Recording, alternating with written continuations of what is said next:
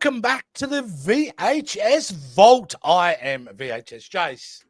And of course, the man himself, Jason Roy Gaston, who I'm just going to put out there.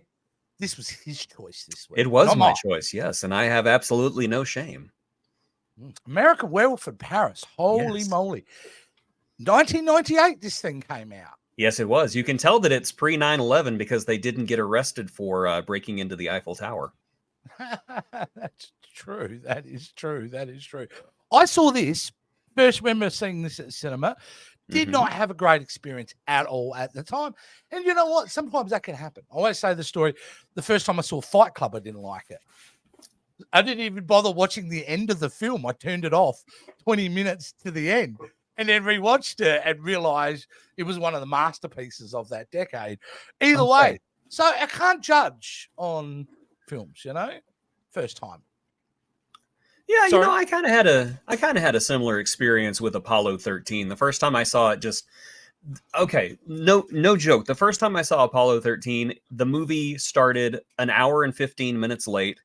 And at one point, the projectionist stuck her head out the window and yelled at the audience.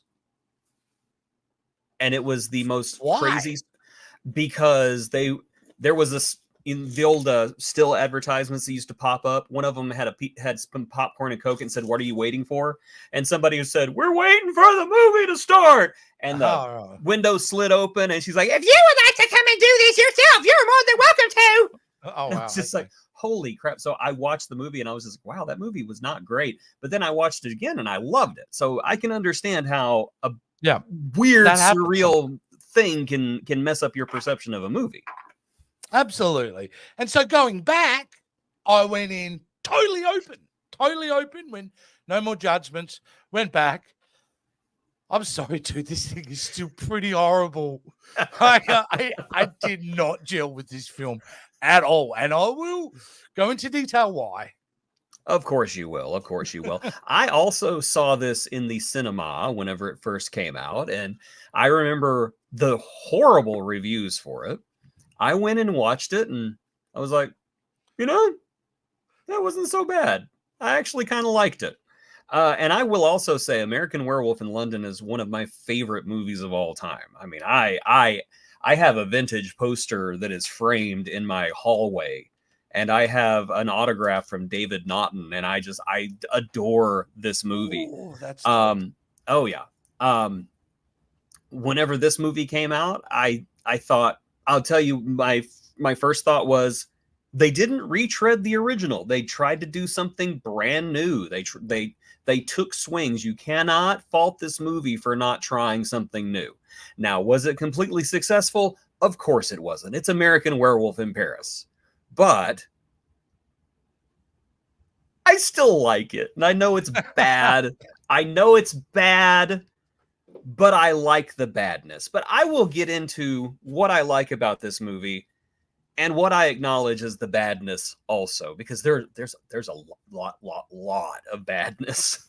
Yeah. You know, there was this thing went through development.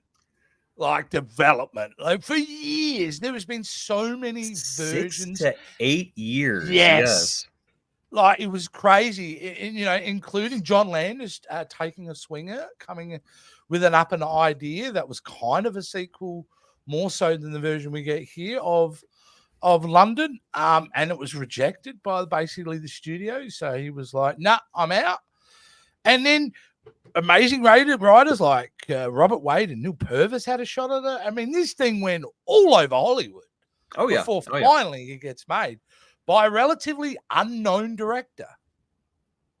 Yes, he had directed one well-known movie, and I cannot remember the name of it right now.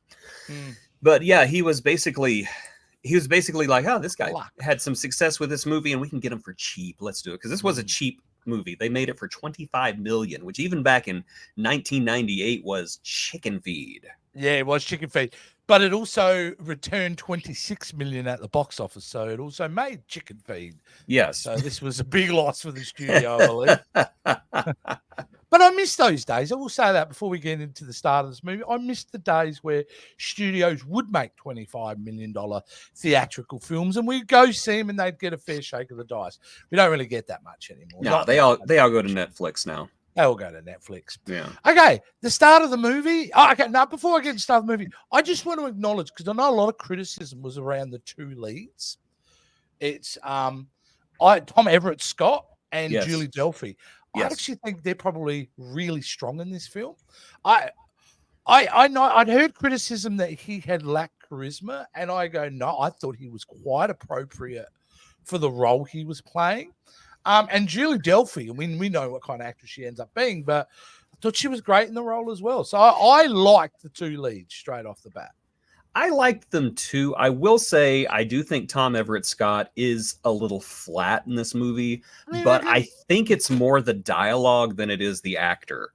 And I also think it's just the character that he was given, because to me, he's always underwhelmed by everything. Whenever, okay, so there's werewolves running loose in these sewers at one point in this movie, and he's wandering around and he doesn't know what's going on. And he looks around and he says the line, "Great, come to Paris to see Les Drains." Yeah. Okay, one, who talks like that? And two, who writes like that? It almost seemed like that was something that they just added on the spot. Just wouldn't it be kind of funny if we said this? Yeah. Julie Delpy, I thought she was fantastic in this movie. She's famous. Her. She's famous for this being the only major Hollywood movie that she's ever done.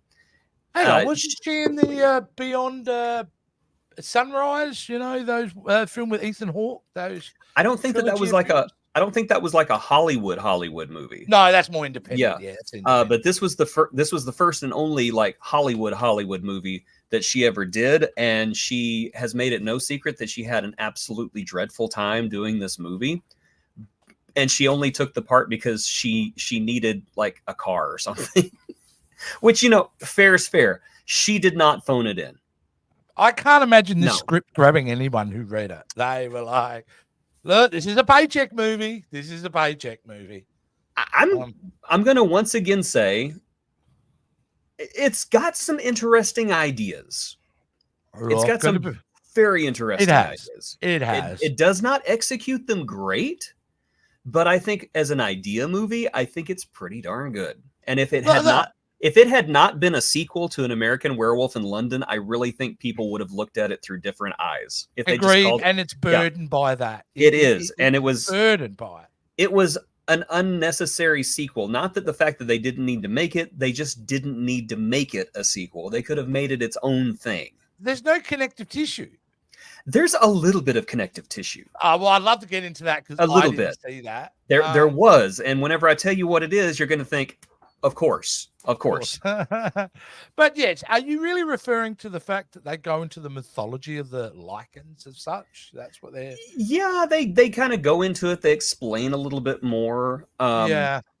Which I'm kind of like, okay, interesting. Again, did not need to be a sequel to. Yeah, the drug. I liked that. I like the cult.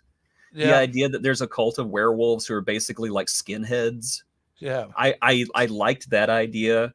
And of course, you know, the fish out of water story, you know, you got the dude who becomes bitten and he doesn't know what's going on. And then you have basically the pros trying to help him, but he's too terrified to listen to anything, too terrified and too stupid to listen to what they're saying. Yeah. The connective tissue, by the way, when we meet, Seraphine's mother, who is a ghost at that point, what is she wearing? Clothes. She's wearing a nurse's uniform. Oh, it's Jenny Agutter from the first movie. David and Jenny Agutter, absolutely. Yeah, is that her? It's not her, but it's supposed to be her character. Supposed to be her character. Seraphine is David's daughter. So that's you know, you kind of have a story, but that is not well told. It was not well told. Now, I really liked the original treatment. It was kind of a similar story, but instead of a trio of daredevils, which is like, let's face it, the most 90s extreme thing possible in a movie like this, Originally, the scientist that we see at the beginning of the film was Andy's uncle. And after he is killed, Andy comes to Paris to basically like take care of his affairs, and then he gets caught up in this thing where the uncle's trying to cure werewolves, but accidentally caused like you can turn into a werewolf anytime drug. And so Andy has to deal with all that, of course, in the confusion and commotion. He gets bit, and now he's got a personal stake in it, which honestly I think probably would have worked out better. But it was the '90s, so we had to be extreme. That's exactly what I was thinking. Let's go bungee jump off the Eiffel Tower, even though that makes absolutely no sense at all. There are films that take times and places and slices of certain decades, and it works sometimes really well as you go back 30 years later and you watch Goonies or something. Like, yeah, that's an 80s film. It looks kind of 80s, but it worked. This doesn't. For a 90s film, this to me highlights some of the worst things in late 90s cinema. The fact that even trying to sell to the kids, market to the kids with this one, is to me a fundamental error that John Landis didn't do with the first one. No. He was just trying to make a horror film. Sorry, a horror comedy. That's a horror comedy and a good film. He didn't try to, the other massive issue is the fact that they're limited by the technology of 1998. Oh my God, yes. Because it is. Yeah, it is what it is. There are certain shots where the CGI werewolves actually do look good, but it's in it's in the moments where they're hidden by shadows or by strange lighting. Now, whenever the party breaks out and the werewolves start transforming the party, there's this overhead shot where the lights are strobing and you can see the werewolves doing this stuff. Right. That looks great, but that full light transformation sequence or anything that was in full light, I wouldn't even call it a PlayStation 2 cutscene. It was like PlayStation 1 cutscene. Incidentally, the effects house that did this movie also did the effects on the Spawn movie, the very first one. Oh, well, that makes sense to you. And if you take a look at Satan in the Spawn movie, look very closely, because that's also the werewolf from American Werewolf in Paris. Oh, you're joking. They took it, they distorted it a little bit, but it is the same CGI model. And you can't argue though, Jason, that it's 1998. What did you expect? No, but 1998 Jurassic Park. Yeah, Lost World. Yeah. We've had The Fifth Element. We've had big blockbusters with them. This was clearly we're out of money. Yeah. And you said it because you said some of the shots really work. That's because they ran out of money and they couldn't keep doing the rendering of the characters. And we end up getting shocking looking. And it's really disappointing because some of the charm of the first film really is about the practical effects. I agree. This movie was a lot less visceral. It was a lot less. Okay, so obviously the most famous sequence in the first movie is the transformation, and it is primal. It is painful. You hear every bone snap every time he screams. You're just thinking, oh my God, he's in agony right now. In this movie, seems more like a minor inconvenience. Yeah, like people just kind of go ah, and then they run off, and then they all of a sudden like they're a big shaggy dog jumping out of a water fountain. I definitely think that the movie lost a lot of its, if they were going to go for legacy appeal, it lost a lot of that by just demystifying that. Yeah. I really think they should have gone with it. And if they were going to do CGI, then by God, you need to take a few more passes and make it look good, because you can tell they tried to do that with Seraphine's first transformation whenever she's in the sewer, but it just doesn't work. Incidentally, whenever I watch this movie on Peacock, it's strangely censored. Like, is it really? Yeah, all of the boob shots are missing. Like they one where she's up in the bed. Which, you know, that's not a big deal, but I remember thinking, I could have sworn that we saw more of Julie Delpy than we did in this movie. We did. Yeah, but the Peacock version censors that, and then the transformation sequence, I remember laughing in the movie theater because whenever she pulls her shirt up, she has multiple nipples. Yes, it bugged me. That is missing from the movie too, because I thought, wait, the funny nipple shot is missing. I was going to talk about that because I'm watching it and I'm like, well, we've already seen you topless, lady. Yeah. I only saw 2 nipples in that thing. So when you transfer to a werewolf, you also grow. I don't know. I guess they kind of go. She just grows them. They just pop out. But what is strange is that all the butt shots were still in the movie, and I was thinking, well, maybe I'm watching a made-for-TV version. No, full butt shot. I don't understand what. I honestly don't get it. And I'm not making a big I didn't get to see boobies. No, guys, it's the 21st century. I can turn on the internet, see them anytime I want to. I'm just thinking it was a strange edit that I watched, and I don't understand why. You know, you just said for a line, I just don't get it. I think that's the tagline for this film. I just don't get it. Including the end, Jason, where he eats the bad guy's heart, right? And then it's implied that she's now no longer a werewolf. But I thought early in the film she said that he stole her blood. Yeah. So there's what the hell's going on? Okay, so they butchered the ending. There is an alternate ending to this movie that is not much better, I will say, because I watched the alternate ending before we did this. But as she's in the ambulance going to the hospital, the paramedics actually save her, so she's not dying. And she opens up her eyes, and there is her stepfather standing there. And he says, I found the cure. I know how to do it. Yeah. And he says, I'm going to tell you everything I know. And then whenever she says, oh, I love you, she's not talking to Andy. She's talking to her stepfather. Okay. And so that's how she gets cured.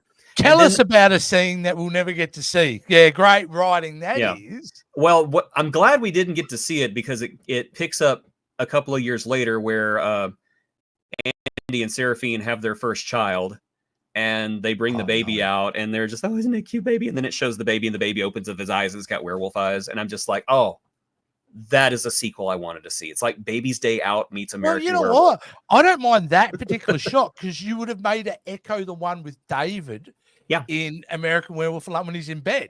It just made me think Thriller by Michael Jackson. Great little, and that's where they missed out on, Jay. There were so many things they could have done, and like the only thing I didn't mind the friend playing the role of Griffin Dunn, basically doing the best friend role.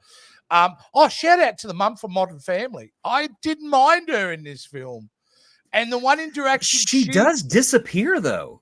She does, but she gets one scene. Yeah. After her eyeball pops out, we never see her again. And I'm just wondering, did she get dragged? Did she get dragged to hell for trying to get Andy killed?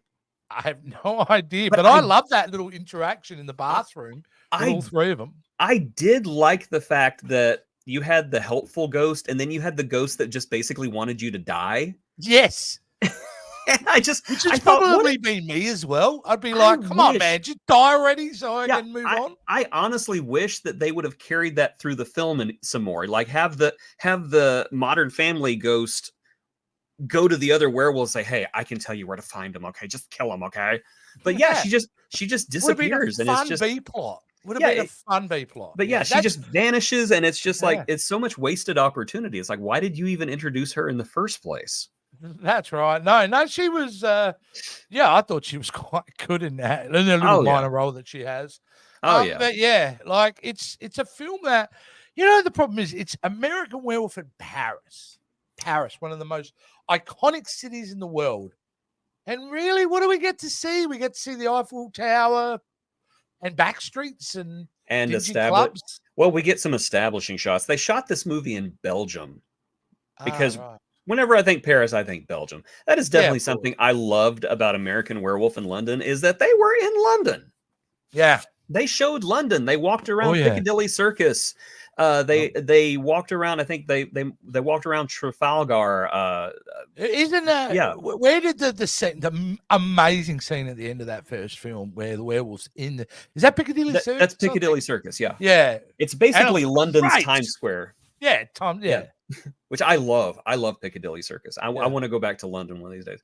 But yeah, every single time they're outside, they're in London. In this movie, they're either in tunnels or they're inside or they're just on nondescript streets with cars that have Belgium license plates. And I'm just thinking, you're not fooling anybody, dude. Yeah, and you know, basically, I love the fact that all the werewolf are basically like acid taking punk techno listeners from the 90s. Oh yeah, everyone's wearing a sleeveless leather jacket, or no shirt at all. No shirt at all. Yeah, no, but everyone's got black leather pants. Oh, absolutely. Everyone. So now, do you know they got to have a black leather pants budget because every time they transform, those pants are just unbelievable. Or do they just like, oh, it's happening, get the pants off, Oh, that's a relief. The police in this, the guy who's on the hunt. Wow, like I've seen some dumb cops. And I've seen some lazy cops, but this guy is up there. Oh yeah, he's an unfunny Inspector Clouseau. Yeah, and then he's killed. I don't.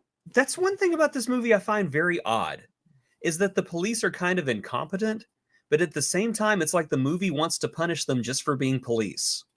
Yeah, and I'm just thinking that is so weird. And I'm definitely not one of those. Oh, we have to back the blue at every chance we get. I'm definitely not one of those. But I just thought it was very strange. The inspector, for example, she has every reason to think that he's a murderer. Every reason. Because he is. He killed her. He is a murderer. Yeah. She wants to bring him to justice. What happens? She goes in and they kill her for no reason. Why even have her in the movie? Why? And it's baffling. And you know, they called it American Werewolf in Paris. They wanted us to think it was a sequel, so I have to compare it to the original. Yeah, because they want us to. And the biggest thing I think overall that I had was the tone was so different. You know, let me explain. Like in the beginning of American Werewolf in London, and throughout the whole movie, there's this eerie quietness about it. Yes. All right. And then the comedy comes from the fact that most of the time you're feeling uncomfortable. Yes. Like even when you're watching it and in situations, the humor really shines because of that. There's none of that here. It's so MTV. It's so generic. It's so, they want to take some big swings, but the talent's not there to execute it properly.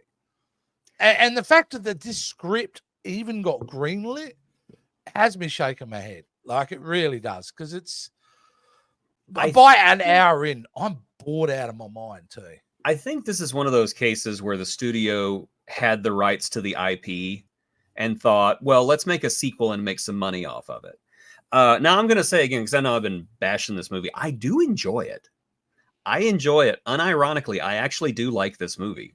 But you're right. It is so completely different from American Werewolf in London in that this movie never shuts up. The humor in American Werewolf in London was so understated, almost to the point that sometimes you didn't even realize they told a joke until your second or third watch. This one, it just seems desperate at times to make the audience laugh. It's almost like they ADR'd some additional jokes when people's backs were turned a couple of times. And I don't know, Griffin Dunn and David Naughton were so believable in the first movie. Well, David Naughton, they were genuine people. Yeah, he's the everyman, and in this one, and in this one, everyone seems like a caricature. His friends, awful, awful. Like, and it's funny because I like Vince Vaughn. I like him. Yeah. He's a genuinely funny person. I don't think he's done anything movie or film wise in years, which I think is a shame because, you know, Rat Race, he was hilarious in Rat Race. Yeah, I remember that film. But we'll have to talk about that movie one of these days. But the other guy, I don't even know his name, but just the most generic bro dudes. And I'm not saying they are in person, but there's nothing to them. No, there's nothing to the characters. No. And the most interesting thing about one of the friends is when he is killed and he's going back to, back to the lead, back to Tom, and trying to explain things. It's just a poor version of what Griffin Dunn was doing. Yeah. Griffin Dunn kept his New York attitude through it. Yeah. And genuinely was annoyed with David, which I loved, which added to the humor. We don't get that here. We don't, and I think that's honestly a misunderstanding of the source material more than anything, because I did notice that Vince Vaughn's character did become kind of like a harbinger of doom more than anything else. He became I'm here for the exposition and I'm going to be scary. No, it would have been funnier if he just stayed a dude bro. It's like, hey, how many Daredevil points do I get for dying? And that's what, absolutely. You should have, if you're going to go extreme, keep that all the way. Yeah. It's funnier, right? To keep him more kind of, I'm dead, so I can do, like, here you go.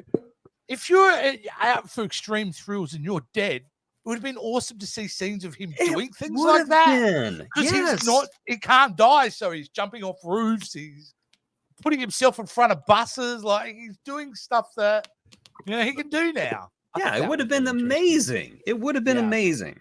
Bunch of missed opportunities. I don't know if it was just the budget or the lack of imagination in the producers and screenwriters. I do kind of get the feeling that this was a movie made in committee. That there was a solid idea for a sequel. We know that. It was just too many cooks in the kitchen, turned it into something safe and something that would appeal to so many people that it just ended up appealing to next to no one.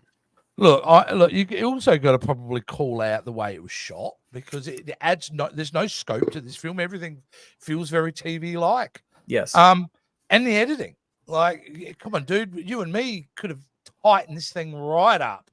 How in the heck did Andy escape the police in the morgue? How did that even happen? He sneaks into a drawer, closes it, and the police are like, oh no, where did he go? Next shot, he's on the street. I don't want to be a werewolf. How did he get out?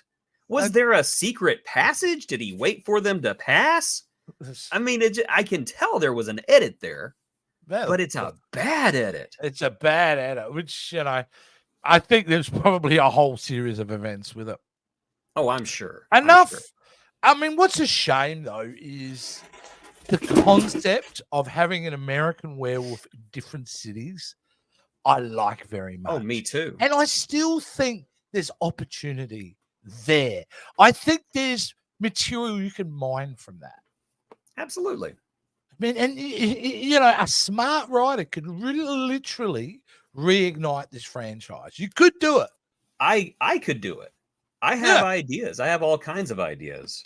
But I mean, any city in the world, like, there's material there to do it. I mean, like, an American werewolf in Amsterdam, American werewolf in Tokyo. Oh, know what I mean? Attacked by a cat. Thing. An American werewolf in Mexico City. Oh, mate. Yeah, that's right. An American werewolf anywhere, mate. Yeah. If you don't want to. The only Canada, an American werewolf in Canada, an American werewolf in Toronto. Arr, sorry, sorry. I don't know. My only stipulation is don't repeat the story. No, always have an original story. Maybe anthology story have the American arrive somewhere, but he's already a werewolf and nobody else knows it, or have I don't know. Maybe have one where he's going there for like a meeting with other werewolf clans. I don't know. Yeah, I have one where he's investigating the myth.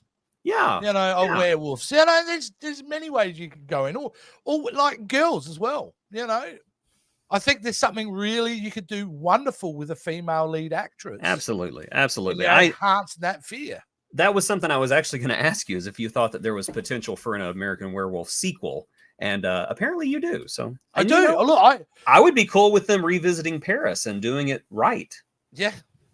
Maybe even bring back Tom Everett Scott and just say, hey, we're going to do this again. Well, I'm like 60 now. I'm 60 now. I don't know if I can.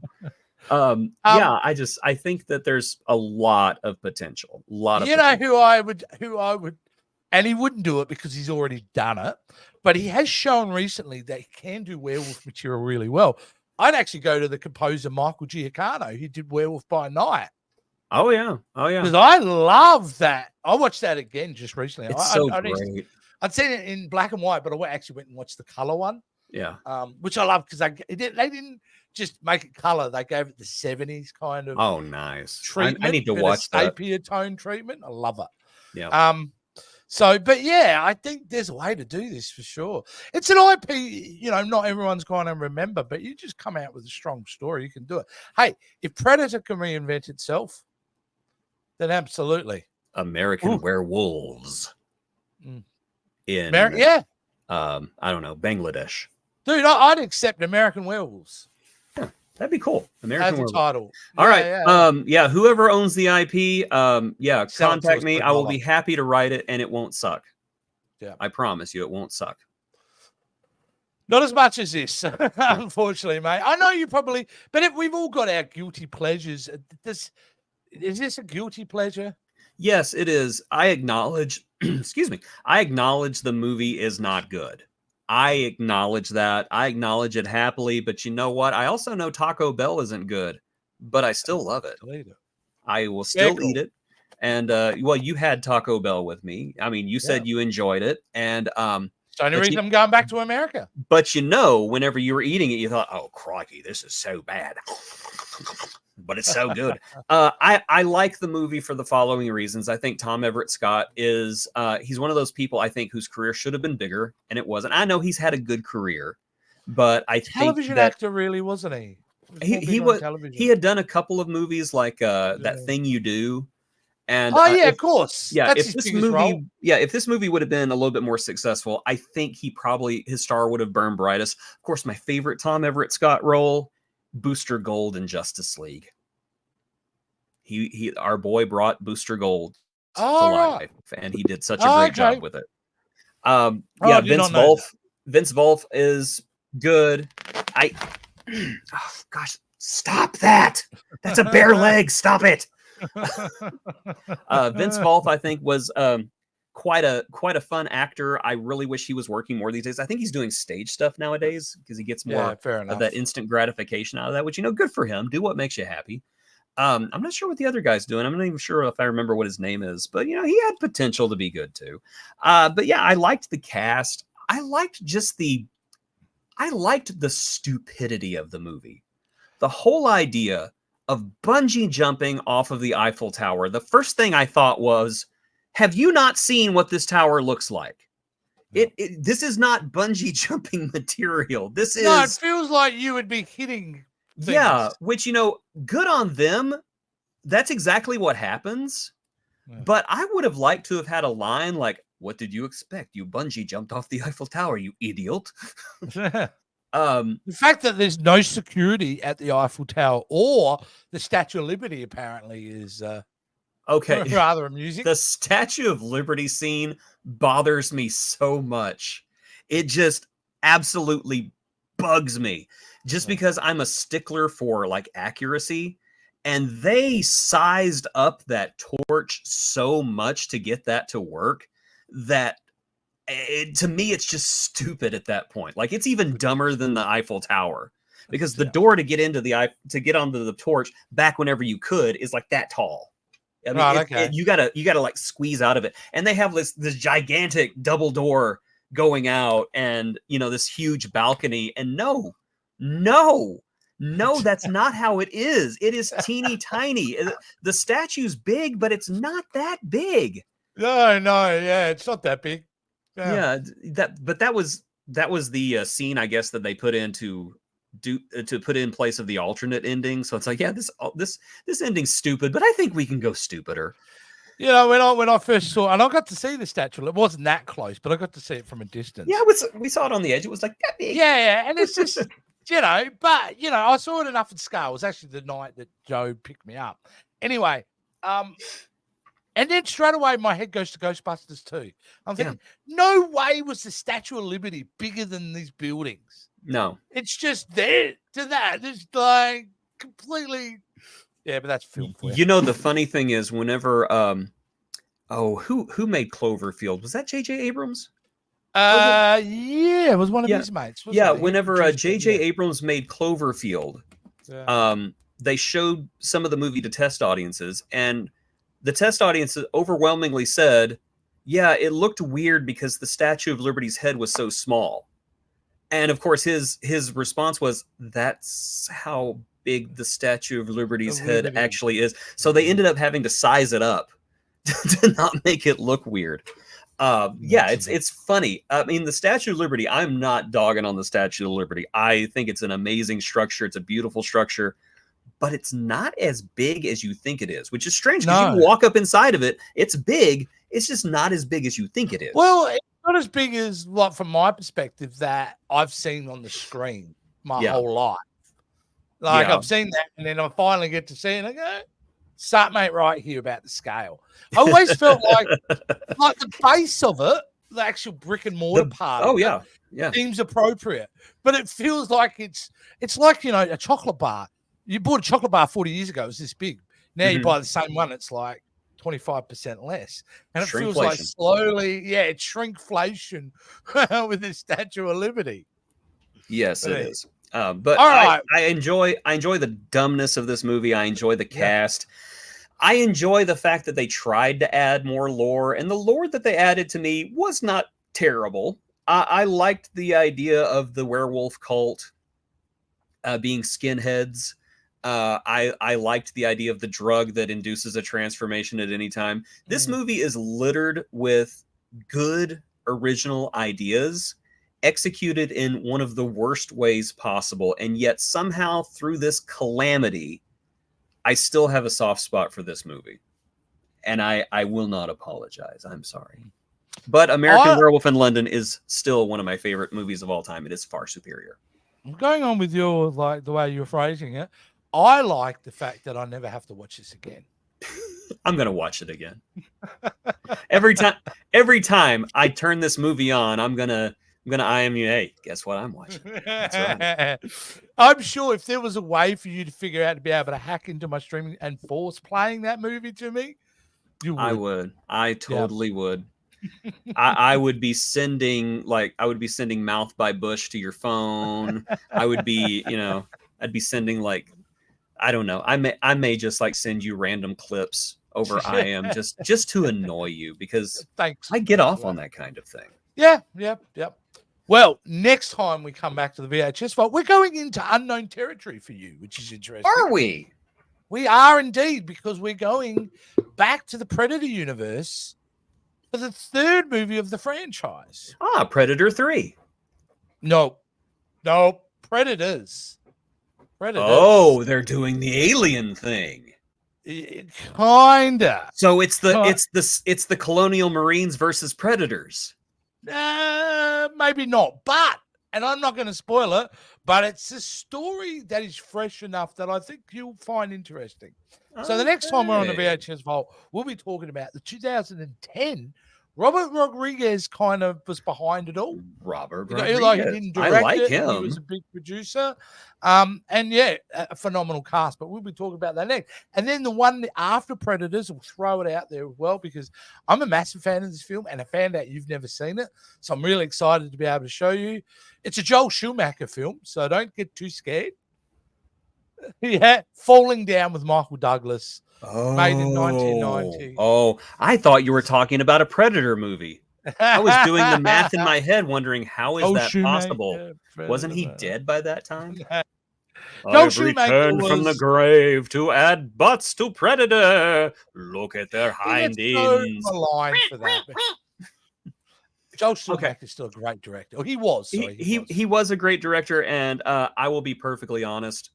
When I saw Batman Forever and they showed the bat butt, I died laughing. Yeah. Because it was just funny. You know, the pecs, abs, arms, butt. Batman Forever is this. I stand by that film. I think I love it. Brought the little bit of, he actually had the balance right. Yeah, I love it. I love Batman Forever. Now, Batman and Robin, no.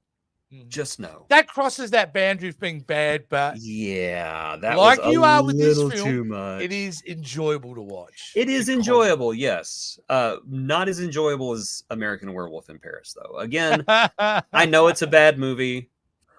I still love it. I still love it. Yeah, Tom, the funny Tom thing is Everett you Scott, Julie Delphi. I know you guys don't like this movie, but you know what? I did. Thank you for this movie. All right, I think we'll wrap it up. All right, so next time you see this guy, we'll be talking Predators. But until then, we need your help. We need your support. We are groveling, begging, as pathetic as we are, because we want your support. And Jason, how do they do that? That's the worst segue I think I've ever done. That was pretty bad. Let me see if I can pick up the fumbled ball and take it in for a touchdown, so to speak. What sport is that? What is he talking about? So, ladies and gentlemen, please check the video description below and learn how you can become a Patreon of this channel with your pittance every month, which can be as low as $5. You can support the various original programming that we make on this channel, including the VHS Vault, including the Power of Jase Skull, including Double XL Men, Will It Tumble, Jason Watches, and I swear, I keep hyping this show that I'm working on. It is coming. He knows about it. He's a part of it. It's going to happen. I love it. It will happen. And you're also missing Breaking Wind. Don't forget Breaking Oh, Wind. yes, Breaking Wind. Yes, we do that quite often. Anyway, yes, become a Patreon. Support us. Don't listen to what he said about begging. We're not begging. We're just asking nicely and a lot. Prostituting, maybe? That works.